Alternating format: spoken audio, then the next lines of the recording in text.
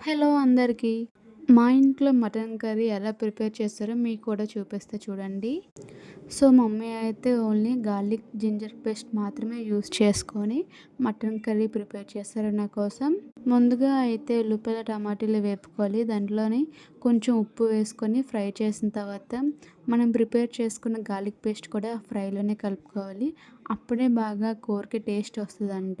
Then బాగా వేగినాక ఉల్లిపాయలు దాంట్లోనే మనం తెచ్చి కడగబెట్టుకున్న మటన్ ముక్కల్ని వేసుకొని వేపాలి. అలాగే తగినంత కారం కూడా వేసుకొని మొత్తం కలుపుకోవాలి.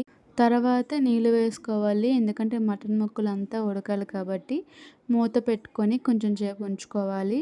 నీళ్ళు మొత్తం వేపారయ్యాక చూసారు కదా ఇలా వస్తుంది. సో, మన మటన్ అయితే రెడీ అయిపోయింది. ఇప్పుడు మనం దాన్ని ప్లేట్లోకి సర్వ్ చేసుకుందాము. నేనైతే ఆ స్మెల్‌కే వెంటనే తినేసాను. చాలా అంటే చాలా బావుంది. సో, మీరు కూడా చాలా సింపుల్‌గా ట్రై చేసుకొని తినండి ఇంట్లోని. నేనైతే కొత్తగా యూట్యూబ్ ఛానల్ స్టార్ట్ చేశాను. సో, నాకు మీ సపోర్ట్ అయితే కావాలి. Please keep your support. Thank you. Love you.